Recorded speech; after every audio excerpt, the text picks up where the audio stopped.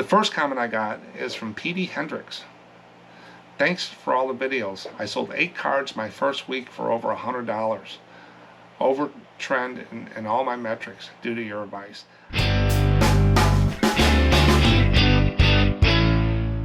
Welcome back to SMPostcards. In today's video, we're going to go over 4 things like I normally do. I'm going to go over the 10, 11 cards I got that I sold, give you the price, and look at the variety of the different cards.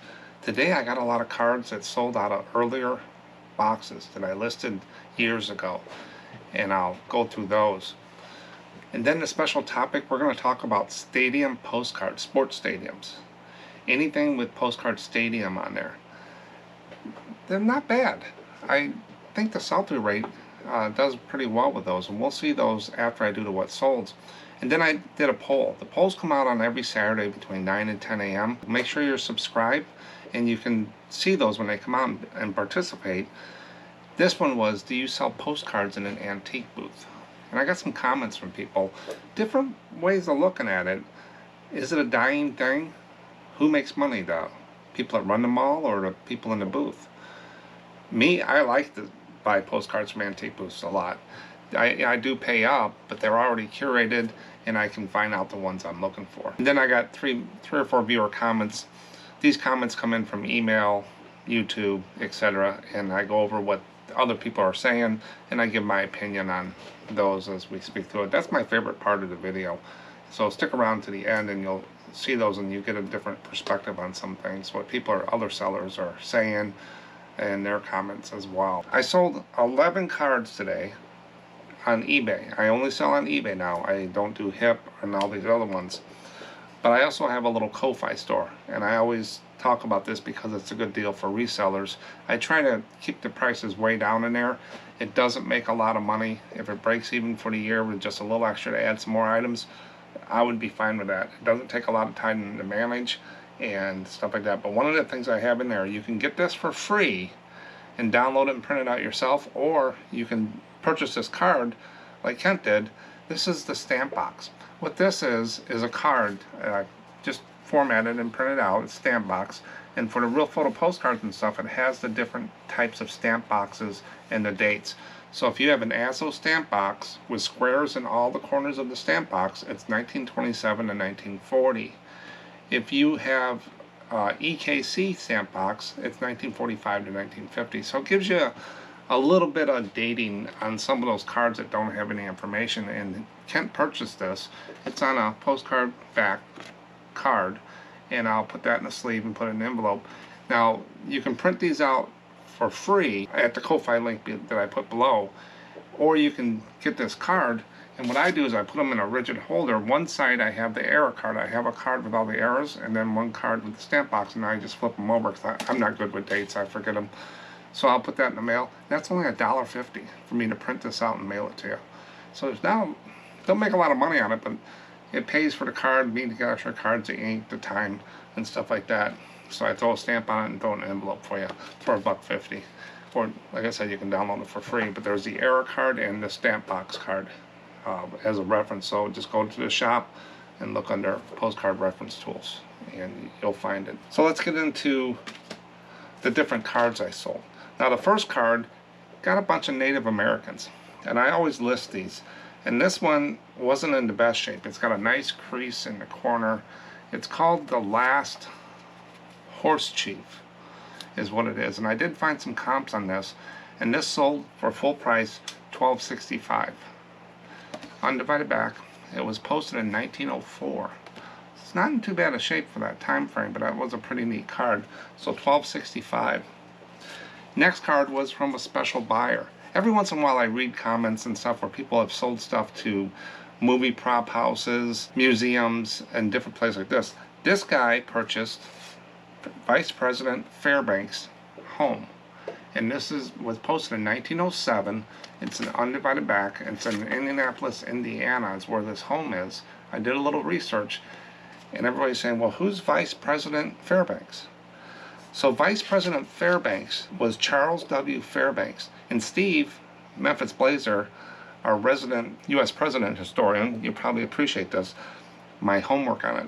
Charles W. Fairbanks was the vice president elected in 1904 under Theodore Roosevelt. He served four-year term from 1905 to 1909. And here's a picture of him with Teddy Roosevelt. Now, the person that bought this last name is Fairbanks. So the vice president was Charles W. Fairbanks, and the buyer's last name that bought this was Fairbanks. You think they're related? There's a pretty good chance, I think. So it's pretty cool once in a while when you sell stuff to a museum or a movie prop. But that card sold for $465. It's not a fast mover. Didn't find any good comps on him. He wanted that card, and he finally probably got a safe search, and that sold. Next one is the Douglas Avenue Bridge in Wichita, Kansas. Kansas is not a real mover, but that's the bridge. It was posted, and it was posted in 1958. Chrome card, and that's the bridge. $465. The next two cards sold separately, and both of these were listed. This one was listed in March of 2019, and it came out of box 1. I have over 106 boxes of postcards, and this one was posted March 2019, and it is the Terrace in Central Park. I never really do well with Central Park sometimes in New York. I never find the good cards on there. I always get the average cards. Treasures in Central Park, and it's posted. It doesn't say when it was posted, but that card is one of those cards that sold out of the earlier boxes. A lot of people say that eBay hides your longer listings. I don't see that. I don't sell as many as I sell the ones I just list in the first 6 months, but they do sell, and I did a video on how long it takes to sell. But I've got cards in there from 3 years. Now, I thought I had these all brought up to 20, but I got some cards in the boxes from later to 19 as well. I probably kept them because I liked what I saw on them. So these cards, the next one here came out of box 1, and it was posted in May of 2019. It's Monkey Island in San Antonio, Texas. It's in a zoo. Right there. It's a white border card. And that one sold out of box 1. That's my earliest cards, and it sold. And you'll see a few more like that. This card came out of box 4, and it was listed in September of 2022, and it's Chinatown. Chrome card in San Francisco. These always do well, not the highest priced ones. The night seems to get a little bit more money, but this is just Chinatown. These will move, but this one didn't move as much as fast as I thought it would. So that sat out there since September 2022, and it sold. Another thing is get followers in your store. These people will sit there and go through your store and shop your store, and they're looking at cards. So it might not show on the search page, but your followers are dedicated to your store. Now, this gentleman bought 2 cards, and this is the Mountain Mission School in Grundy, Virginia. So there's 2 cards here. Here's a Chrome card of that school, unposted. And then we got the next one is the entrance gate to the school right there is Chrome. Both of these cards sold, and I got $11.50, about $5.65 per card. So he found 2 cards of the same place that I had, and they were in the same box right next to each other pretty much. So it must have came in with a lot, and I listed them both. This card came out of box 7, and it was listed in February of 2020. This is the auditorium in Denver, Colorado. It'll see 12,000 people, it says. Right there, just a divided back card. Even though it's older, it didn't go for a lot of money, $4 to $5. So that one was listed in 3 years ago, and it sold. This card came out of box 14. It was listed November 2020. It's a beach, Sea Castle, Ocean Boulevard in Pompano Beach, Florida. It's a hotel, older beach scene. You'd think that would have sold way before 3 years, but it didn't. So it sold between $4 and $5. And the last card here, this one came out of box 2. Remember, I got 106 boxes, and my earliest box is 1. And this is just one of those comic cards. I don't list a lot of these. People just kind of come into your store and look at them and move on. They don't really do that. And this is like a linen paper, that comic stuff. And this came out of box 2 and was listed July of 2019. So even though a lot of people say things about people hiding stuff like that, I never see a problem. I would say about 22% of my cards are from my earlier boxes that I sell every year. The 60 to 70% are the first 16 months. About a year and a half is the most that sell. You always sell the ones you put up first because they're considered new. your older cards will sit a little bit, be out there. So I don't have a problem with postcards being that long tail. My total for all the cards sold, I sold 11 cards for a total of $65.43. And if you take $65.43 divided by 11, your average sale price, my average sale price was $5.95. So again, my average sale price is going up so far this year. I didn't sell $70 a day, but I'm like $4.50 away from it today. So I would say I made my goal pretty much today. And I want to sell 14 cards a day, and I only sold 11. So I'm only 3 down from that. I'm still at about 13 and a half cards, about 13 cards for the year to date on there, because you have some slow days and you have some real busy days, and they kind of average out. I want to break that 14 mark, and it looks like it's starting to trend up a little bit. But that's what's sold. So if you want to see what's sold, you can always check my store. I got 45,000 cards listed, so I got a whole variety from Chrome, divided back to Chrome. I got some real photos out there, but not many more. I do the divided back down to Chrome. That includes divided back, undivided back, white border, linen, and Chrome, and any current type of cards. It's really what I key on. I don't really sell the higher end cards unless I get them in lots or I see them and I think they're really cool. I don't search those out as much as some other ones, so my niche stays divided back to Chrome. Now we're going to get into stadiums. Postcards with the word stadium on there. Sports stadiums, they have fans. They've been torn down, they've been rebuilt, they've been changed over time, and a lot of these postcards show those, like Comiskey Park in Chicago. They tore that old one down and built a new one. Wrigley Field is still there for the Cubs, but on the south side, Comiskey Park, the old one's tore down and the new one's there. Someone has a nostalgic about the stadium. They went there when they were a kid, or they're framing something, or they're trying to put something together for their ballpark, or they want to visit a lot of people go around and try to visit all the stadiums, like all baseball parks in the nation, and that's what their hobby is. Another one would be football and stuff like that. And there's a lot of universities that have stadiums as well.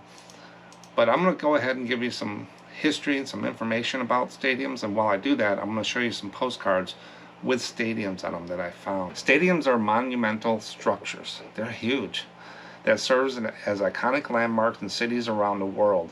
These grand arenas are designed to host large-scale sporting events, concerts, and other significant gatherings. They are meticulously constructed with state-of-the-art facilities, offering a captivating experience for spectators. The architecture of stadiums often combines functionality and engineering prowess, creating visually stunning structures that showcase human ingenuity. Beyond their physical allure, stadiums hold a deep cultural significance.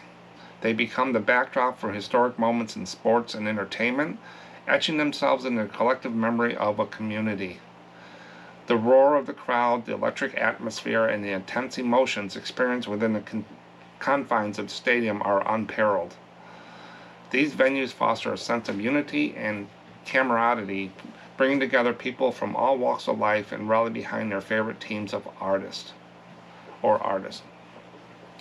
Stadiums also play a vital role in local economies, driving tourism and generating substantial revenue. They become hubs of activity, attracting visitors who spend money on tickets, concessions, merchandise, and nearby accommodations. Additionally, stadiums often serve as multi-purpose spaces, hosting a range of events beyond sports such as conferences, expositions, and cultural festivals. The versatility of these venues ensures their continuous relevance and economic impact on the surrounding area, making them integral components of urban infrastructure. Overall, stadiums are not just structures, they are symbols of passion, unity, and progress. They embody the human desire for excellence, pushing the boundaries of what is possible in terms of design and functionality.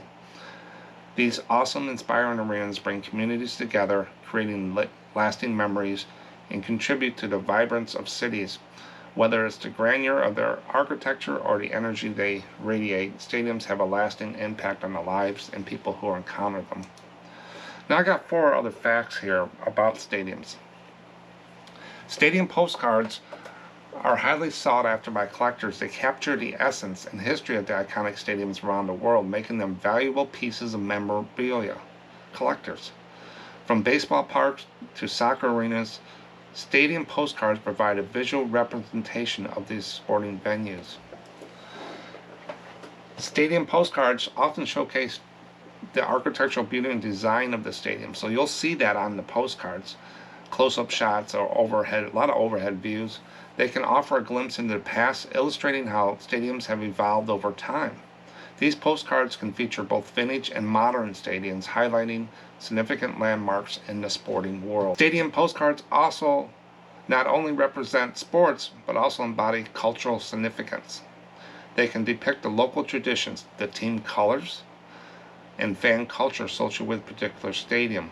A lot, like Green Bay Stadium, they have a lot of tailgating going on. I know the Bears Stadium, they do a tailgating, so there's a culture with that type of thing. This makes them not only sports memorabilia, but also cultural artifacts that reflect the identity of a city or region. Stadium postcards are versatile souvenirs that appeal to a wide range of people. They are relatively affordable compared to other collectible items and can be easily displayed or stored. A lot of good cards probably get displayed in frames or matted and stuff and hung on a wall with a ticket or some kind of card or stuff like that. Whether you're a sports enthusiast or traveler or postcard collector, stadium postcards offer a tangible, compact way to remember and celebrate your favorite sports and team events. One word I got out of that last sentence was compact. That's one thing about collecting postcards. You don't need a lot of space. You just need boxes, or a frame. So that's why I like collecting. If you collect the big G.I. Joe toys from the 1960s, you need a lot of space. But postcards are compact. So that's about stadiums. A lot of stuff, they're cultural, nostalgic. A lot of people are very faithful to their team, loyal to their teams, and they order stadiums and stuff, and they really get into it. And so the stadiums always do well. I know one big collector here of Homerun sports cards, that's what he collects, is any postcards with stadiums on them. And he's always looking. He's got probably a huge collection. But do these things sell? And what do they sell for? That's what we're going to get to next. Sell-through rate, I've been to it before. Sold divided by listed times 100 gives you a percent of how many cards are moving through the eBay system. This is for eBay. How many were sold divided by listed times 100 gives you that percent. So you want to know how many cards are moving, but you also have to compare it to other postcards. So I went out there and I said postcard space stadium. So any post title with postcard space stadium, and I try to clean up the queries best as possible, but the sold does have the completed in it. And so basically I go out there and say postcard stadium, and I click sold. eBay gives me what's completed and sold. I put that number, I divide it by unclick sold, and it gives me all the listed. I take that number, so there's 1,500 stadium postcards sold, 11,000 listed. You times it by 100, you get a 14% sell-through rate. So I'm talking about loyalty. That's not a bad sell-through rate. Now, how does that bump up against some of the other postcards? You want to put that, you got to compare that. 14% doesn't mean anything by itself. You got to compare it to other cards. So if you get a box of cards and at 40% stadiums, and that's got a 14% sell-through rate, you know you're going to sell a lot of those cards a lot faster than you would state capitals, different things like that. So you might want to pay up a little bit to get that box over the next box. But if you bump it up against Postcard Disneyland, one of the bigger, faster sellers, Disneyland's 18% and stadiums are 14%. So it's 4% under Disneyland. So these aren't bad sell-through rate on the card. Now some of them, not all of them will sell overnight. I'm not guaranteed that you're going to sell them, but you're going to have a better chance of selling Disneyland postcards over the state capital of Kansas, because that's like a 4%, 3% sell-through rate. So you've got to have some kind of education on the sell-through rates when you go through the box of cards. Just because this one's a Y and it looks neat and you think it's cool, it might not have a good sell-through rate, and it has a chance of not selling as fast as state. SeaWorld, Postcard SeaWorld is 9%, and large letter postcards are 7%. So stadiums have a very good sell-through rate. I wouldn't pass them up. I would pick them up if you get them for a good price. Now, not all of them. Now, this isn't price. This is the number of cards moving through the system. So you got to check your prices. Maybe some of your stadiums don't sell as high as an older one of Comiskey Park or something. A university stadium might sell more than a Major League Baseball park. It just depends, I think, how the teams are doing as well. But there is some higher price cards out there I found. I found 3 of them. Let's take a look at those. I think this is a real photo of the University Stadium grandstand construction in Syracuse, New York. Yes, it says RPPC, so $80 they got for that. So this stadium in circa 1910, real photo postcard, is when they were building the stadium. And that sold for $79.95, and they got full price for it. It doesn't say, have a line through it for there. So real photos, again, can do well if there's certain things. Some real photos are just regular average cards. Just because you get a real photo postcard doesn't mean you got gold. But you get something like this, do your homework on it, and you can get some extra dollars for them. But you're probably going to pay up for them unless you get them in lots. Some people miss stuff like this. I'm not a real big sports guy, so I might miss some of these sports cards where somebody is really into it, and they're going to get this card and sell it for more, which is fine. The next one is $50. A vintage old Ohio postcard, Cleveland Baseball Park, former stadium. And he put in the title, all now gone. So they're gone. I think there's other words to use that people would search on. I'm not for sure if they'll search all now gone, but he just put it at the end. But $50 for, it looks like a white border card. It's not even scanned. He's just holding it. You can see his hand there. So the photo didn't stop it from selling. It's the uniqueness of the card.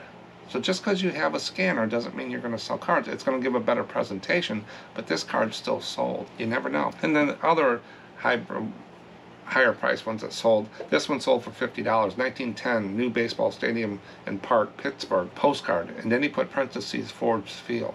That must be the name of the field. So someone might search on Forbes Field. $50, free shipping. It's a nice looking card. So if you look at all those, they're ranging about $50. If you see a stadium card and they're older and they're unique, you could get up to $50 average for those types of cards. So if you get a box and a lot and they have a lot of stadiums in there, try to snag that box and get those stadiums out of there. I wouldn't pass a box up that has a lot of stadiums. But then you get into your average cards, and that's what I deal with mostly, and that's the ones we see a lot. Those other outliers will come as you look for these average cards. If you're just looking for the higher price ones, that's fine as well. But I find it easier to go look for average cards like these, and then these other ones kind of pop in as you're looking, and you grab those as well, and you throw out the lower ones. But you want to educate yourself as much as possible on the different cards, but you can't learn everything. You're going to miss some cards, and you're going to pay up for some cards that are duds, and you're going to pay low price for ones that come out very well. It kind of averages it out over time.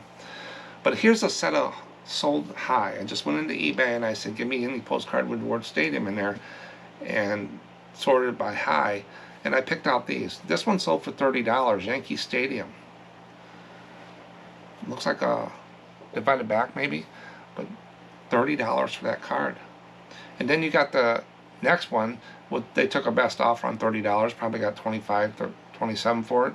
It's a Motor Hotel Dodger Town Vero baseball stadium postcard. So a lot of keywords in there. 1957 chrome card. It's got a nice looking card on there. Got about $25 for it. Then Dublin, Georgia, Shamrock Bowl School Football Stadium. They're really big down south about football, university football. So if you get those, make sure you do your homework on them and get the price up there. But that's one of those air shots on there, and that sold for $25. They didn't even take best offer, they just bought it. So somebody's got nostalgic about the school they went to, or their fans, and these cards. So basically they're selling between $20 and $25 on these types of cards. But then you get over into the low ones, and people are selling $1.89, $2, and $2.15. All of those cards, what we just seen, with that much sell-through rate, and the average solds would be bumped up. Now Madison, Wood, Warren, the middle one, Chicago Stadium, $2. A lot of these might sit a little bit, but I would not price them at that price. Then I always like to look at listed to see what people are listing these for. Here's the higher ones listed: $150 for new baseball stadium park, Forbes Field. We just saw that in the one that sold for $50, the Forbes Field. And that basically is the same card. I just looked at it here. It's the same card. It sold for $50 and they want $150. I think it's going to be a hard sell. I might sell it at one person whenever.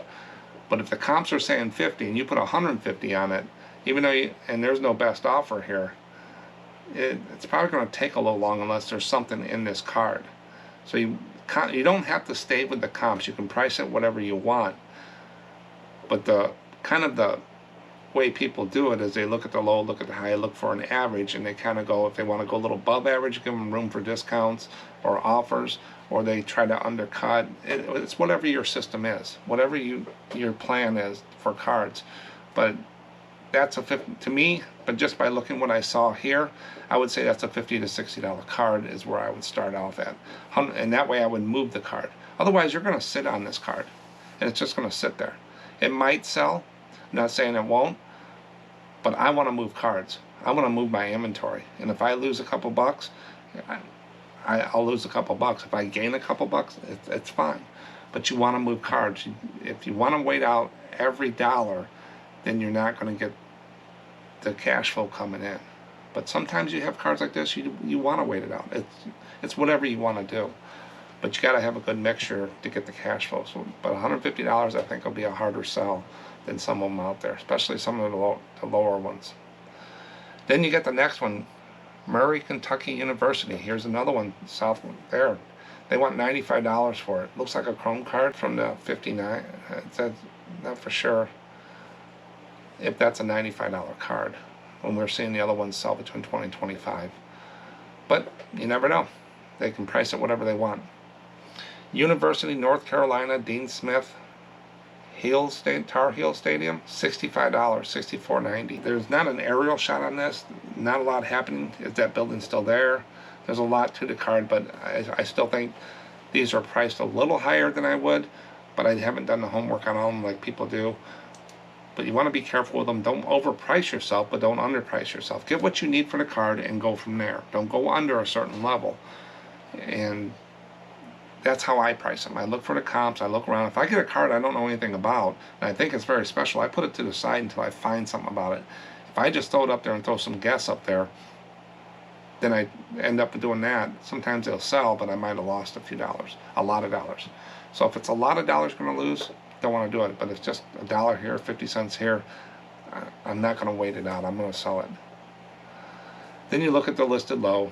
These are all nice looking cards. $1, $2.25, $2.49. Nothing there on the dollar one. You're not making any money. Even on the $2.25 and $2.49, that's right in that area where most postcards are. Yeah, you're going to move cards, but at the end of the month, you're going to say, well, this isn't worth my time. So I wouldn't move those up. I've talked a lot about the lower ones. But to sum up stadiums, they're unique. A lot of loyalty out there. You can always push the envelope on these to get a few extra dollars, and I would do that. And I try to do that as well, especially if I get university stadiums in the South. Those are really good. Or whatever's hot right now. I don't follow a lot of sports, so whatever's in the World Series, the Super Bowl, stuff like that. People are out there buying stuff like that if their teams are doing good. And then when they get older and they tear down the stadiums, the views. So you always want to look how many are listed and sold. But I wouldn't pass them up with a 14% sell-through rate. You're going to make some money on stadium postcards if you do it right. That's stadiums. Postcards with stadiums in them. Who knew? Now we get into the poll. Every Saturday morning between 9 a.m. and 10 a.m. Central Time, around there, I have polls scheduled. And what a poll on YouTube is just a question with things that you can select as your answer, your vote, they call it. I don't know, if you just vote and don't leave a comment, I have no idea who it is. But if you leave a comment, it will put your name in there.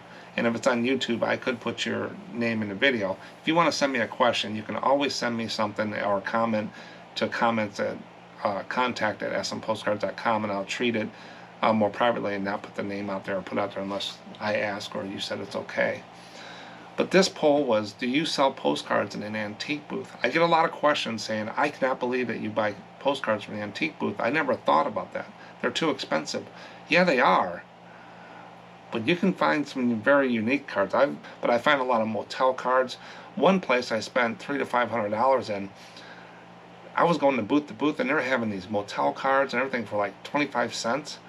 I couldn't pick them up fast enough, and I went to the counter with this big old stack of postcards. It took them over an hour to calculate all the stuff. I had it sorted out by booth and stuff. But I spent on there, I already got my money back on those motel cards. A lot of chrome cards, a lot of good stuff. All the stuff I sell, the average cards, the $4 to $5 cards, I was just picking them up like crazy in every booth, and they had like $3 for $1 and stuff. One guy wrapped them up and said $1 for like 10 cards. I just grabbed them all, and I got some trade cards and stuff like that. So antique booths are a good place to buy them. Now, would I sell at them? That's what the question is. Do you sell? 3% of the people said no or yes. Only 3% said they do, and 93% said no. 4% was other. But around here, we looked into it. Me and my father-in-law looked into it a couple times at the different places, and they one of them wanted, this much for a booth, a small booth, and they wanted you to work at least 2 weeks out of the month, 1 day up there. So they even want to pay rent, and they want you to help at the counter. And I'm saying, I'm not doing that. And then we found out there's a lot of theft in some of these places. The smalls have to be locked up. And we're saying, well, we don't want to we deal with a lot of primitives, a lot of small stuff, and we don't want to have keys and chase things down, Whatsold and the rent. We'd have to sell 10 items before we'd even make any money, and we'd have to manage it and stuff. So we decided not to. And you'll see in some of the comments what other people have to say. Me and my wife, we go around like every 3 months, 2 months, through the different antique stores before we go to an auction sometimes, and we just see the same stuff. A lot of people don't change, and their booths are not kept up, but the owners, sometimes they don't care. Some people do care, some owners do. Some malls are very well run, but there's a lot of them around here that are not. It's just piled up junk. And a lot of people will use an antique mall with a chance of selling something as their storage unit. Instead of buying a storage unit, they'll just dump it into an antique booth and throw some stickers on there and try to sell it, and it just sits there and gathers dust. But I don't mind going to them because you see a lot of stuff, and I bought a lot of stuff from there, but I don't think it's enough for my time to do that. Biff Buffalo came out with a comment and said, I had antique booths in a couple different locations over the years. I feel that the model is dying. I feel the same way. At least where I live. Around here, the same thing. In my experience, the people who make the money in antique malls are the landlords. That's exactly what we found out. And then you got that dude came out and said, he put a larger comment here, why would I do that? Why would I sell in an antique store? It seems like I hit a button here with him. It seems to be me that my inventory at an antique booth is only exposed to foot traffic that place may get. And if it gets crap foot traffic, my inventory might as well just be in storage. Yeah, before I'd go into a booth and buy one, I would watch that place a couple months and see how many cars are in the parking lot and what's the foot traffic going into place. Spend some time in there and walk around, talk to people, other sellers and stuff like that. Now he says on eBay, my inventory is exposed to the world. Exactly. That's my thing too. Why keep it in your little town and maybe get a few travelers when you put it on eBay and they do all the work to get it out there to everybody that wants to look at it? What are the chances that someone from France or Mexico, for example, is going to walk through the antique store in New Jersey? Pretty low, I bet. Then sort through a bunch of my inventory to find the card they just had to buy, where they can do it at home on their computer or their phone and find it. Pretty slim in my humble opinion. Hard pass on antique booth, but I do like buying the antique booth inventory of vendors who have slashed prices or a lot of cards to make rent money. Yeah, every time I talk to, and it brings up a thing, and thanks that dude and Biff for your comments. A lot of the people I see at auctions, I know they sell at these antique places and stuff, and I hear them talking, and I would say out of the conversation what I hear is, Oh, I made rent this month. I made rent this month. Yeah, I made rent. I made rent. That's all I hear out of some of these guys. So all they're working to is make rent, which goes in the landlord's pocket. So if their booth is $100 for a 10 by 10 or 10 by 12 little place, and they got to put the shelves in and all that stuff, and a lot of them don't even keep it heated or cooled in the ones we go to, they just made that $100 and that's it. And if they put real high-end stuff in there, our community is not that type of thing. People will buy some of it, but we're more of a working class community, farm community, so they're not going to sell that $10,000 piece of furniture or a $1,000 piece of furniture and stuff like that as often as they'll sell a thermos or some kind of older, smaller piece of stuff. So they're just making rent. Then, so what do you think about antiques? I know a lot of people voted on 76 votes on the thing, but do you buy stuff? There's just one here. The guy does very well with postcards. I don't think he makes rent. The same cards are there a lot, but he does change up the inventory, and he's got some really cool cards. Local cards, Chicago cards I like, but some really cool ones, and they're all priced, they're all sorted out. It doesn't take, I think I spent an hour there last time, and I bought about maybe $200 worth of cards from him. And am I going to make the top margin on them? No, but these are unique cards to put into the store that I don't have to go places. Then another place has a scrapbooking table they do, and in the cubby holes they got all these postcards that people can cut up. I go through there and I get these cards for like 10 cents a piece. I'll walk out of there with 100 cards. Haven't been to that one in a while, so we'll probably end up going back there. But my wife finds a lot of signs and different things at antique places, and she buys to keep, I buy to sell. But thanks for participating. Watch for the polls. Make sure you're subscribed here, and you'll get notified when the polls come out there, hopefully, and hit the little bell. And I think in the corner here you can just click on that, and it makes it real easy. It doesn't cost you anything to subscribe. It helps the channel out a lot. Viewer comments come in from YouTube, email, all different places, and I try to grab what I can. I wish I could put them all here, but if you want to look at the comments, just go out to the videos and look under comments and you'll see them. The first comment I got is from P.D. Hendricks. Thanks for all the videos. I sold 8 cards my first week for over $100. Over trend in all my metrics due to your advice. I give advice, but you did the work. The credit goes to you. Because you went out there, you found the pieces out of the videos, probably just didn't watch me, you watch other resellers, and you picked out what you wanted to do, and you sold 8 cards in your first week for over $100. That's awesome. Just keep it moving. Make sure you set your goals. It's something you can meet. Don't overdo it. It's a long haul, and set some systems in place and how you want to do things. You can burn yourself out on reselling, so you want to. It's a marathon. You're running a marathon, so you want to train for it and get there and figure out what you need to do, and watch your cash flow.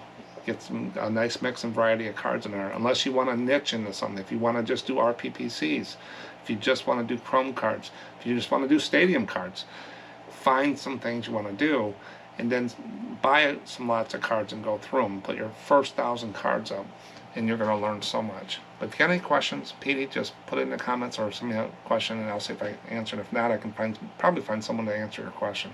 I don't know it all. But thanks. Then Jules. I haven't heard from Jules in a while. I'm glad he commented.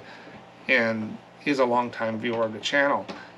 This is from the analytics I did, the graphs and stuff about taking the price ranges of listed cards and doing sell-through rates on them. You can do sell-through rate on anything you can get a number of, and I did it on prices like $1 to $2, $2 to $3, $4 to $5 cards, and he came back and he said this: "Well, thanks for sharing all your analysis, Mark. That is so helpful. I sell mainly what many people would call average cards at $8.99 to $9.99. And there's a reason he does that. He has a plan and he has a model, and he's successful with it. So that's what you want to do. You want to get your model and make sure it works, which I know is on the high end for them. So he sells probably the same type of cards I do, but he goes a little higher. I have never been convinced that bringing that price point down a few dollars was going to increase my overall profits as a result of maybe some increased sales. From your analysis and looking at the sell-through rates for my situation, I think I'm right." So he's sticking with what he got, and he's going to make it work. And if it wasn't working, Jules would have changed it. So he's got something that's working. He uses promoted listing, he sends out offers, and sometimes runs sales. So I need some wiggle room at least to make money. So if you're going to promote 5% and you're going to run sales and you're going to do stuff and there's a margin you need out of these cards, Jules is on the right track, I'm thinking, is to raise that price a little bit so that he still gets the margin even though he's given the customers a deal on there. And when you promote something, if you're not raising your price to cover your promoted, you're just paying people to buy your card. And I don't do a lot of promote. I got some promoted, but I don't do 2-3%. I'm just not a big promoter. I would rather keep my price low enough and not spend that and sell my 14 cards a day. He needed that wiggle room in there, and that's what he built in. I know some people will put an item up for a certain price and then do 30% over and then put on a 30% sale right away, or 40 or 50% sale, thinking eBay doesn't know what you're doing. I remember a time when eBay stopped that. You couldn't put a sale on an item for like 30 days once you listed it, and people got really irate and they pulled back from that. But if you're constantly running a sale, it's like driving down the road on a billboard and you see the billboard going to work every day. You just don't look at it anymore. You don't even see it. You get numb to it. So I think that can happen as well, unless you're getting new people all the time looking at your store. If I want to get rid of really old cards that don't seem to be selling, I might try $2.99 and maybe make a buck. Sometimes you gotta take a loss and just get rid of the inventory, get your costs back, and just move on. My main focus now is to look for more higher end cards and smaller focus lots to buy and do more research than I have been doing. That's the normal route that I see with postcard sellers. They start out selling the cards, get some money into their business, build their business, put money back in their business, and they get more educated and they go on and on and on, and they start being more nichey, still getting some average cards to keep the filler cards, keep the values from going deep, but then they start getting really educated on them and they're finding the better cards and they're making more money. So that's a normal progression of any reselling. You get better at it, and that's what I think Jules is turning a corner here, and he's making some good decisions. So these are the people you want to look at in the comments and see where you're at in the cycle and stuff. Are you just starting out? You need to get some cash influx. You need to get your name out there. You need to build your store up some. You need to get listings, and then you get over the hill. You know the basics of everything. You got a good things. You're getting some sales every day. Then you start putting some more up, and then you said, hey, these sell pretty good. Stadium cards, and I'm going to really niche down on stadium linen cards. I'm going to look for those, or I'm going to buy some, be a little bit more picky about the lots I buy. Instead of just buying lots on eBay from somebody that's sold postcards, you know they've been picked through. They're going to miss some, but they've already been picked through. What if you let your friends know, or you travel a little bit to a postcard show and spend 3 to 6 hours there picking out higher sell-through rate cards to get that higher price while you're selling the other ones. It's a normal progression. There's no right or wrong way to do it. You can do whatever you want. You can do your thing and just keep moving. Don't compare yourself to others. You can look at what they're doing, but don't compare yourself, because you don't know the full story of how much they paid for the cards, how much time they're putting into it, and stuff like that. Thanks, Jules, and glad you commented. I haven't seen you in a while. Hope everything's okay. Karen always comes with good comments, and I appreciate it, Karen. So she says, great stats, Mark. Thanks, Karen. I kind of threw it together on that. This is the same thing about the stats. Sometimes I just get a whim and I'll put it together, and I'm learning just as much as you guys, trying to figure out there. So I'll do that again later on, with those stats, probably 9 months from now, and just see if it's changed. If it does, I'll do a video. If it hasn't changed, new information, I won't do it. But I'm more educated. It's still sinking in on some of the numbers. I look at those graphs all the time. But he said, great stats, Mark. Yeah, we grown with all the natural bridge, flat iron, building, and Niagara cards. Yeah, a lot of people, there are certain cards you just don't do. And natural bridge, I just don't even do. I don't deal with them. I got enough of them listed. But as you might know, I did sell several Niagara Falls private mailing cards. Yeah, there's some special ones of different types of cards that people do, and private mailing cards. The other one that shocked me was a flat iron building. I think I sent something out in the community tab. I found a video. That's a building in New York. So if you want to learn a little about Flatiron building, look through my community tab, and I put something about that building. It's the triangle thin building in New York, in Manhattan, I think it is. And there's a history about that one. And you see the postcards of New York buildings all the time. Multiple sales on that one also. Go figure. Yeah, some of the cards I sell, just like some of the day, when I listed them, I said, well, this isn't going to sell too fast. And it does. It sells. It's interesting. You never know. If you try to guess what people are going to buy and you only put that up, then you're basically building your collection and you're putting things up that you would buy. So you got to put stuff out there. I've sold a picture of birds. I got a bunch of state birds on postcards, and I'm saying, oh man, these are going to sit. The comps, I mean, it just, I had like 70, 80 of these cards, a lot of duplicates. 2 people were coming in and buying them. I sold out of them within 30 days. I didn't pay hardly anything for these cards. They were well done. They were like a series, but they were buying 2 here, 3 here. Just like every week I was selling birds. Who would have thought? I wouldn't buy them, but I put them up because people like birds. Thanks for all you do for help the reselling community. Your information is golden. I try to. I'm not the best at doing this, and some people question some of the things I do, and they like some of the things I do.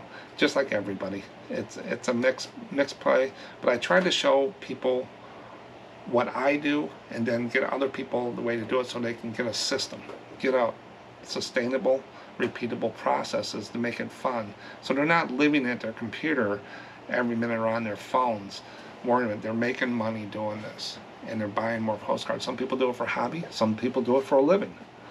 That's what they do. And some people like me are retired and this keeps me busy and stuff like that. So there's so many reasons. You never know the whole story of why people do things. But that's all I got for you today. Look for those postcards with stadiums on them. Let me know if you have any good ones sell with the stadiums on there, or any of the cards I've talked about. If you know more information about them, please share it in the comments. We all get to learn a little bit more about them. We'll share back. So it's a give and take community here. Thanks for watching. I'll catch you on the next one. Bye.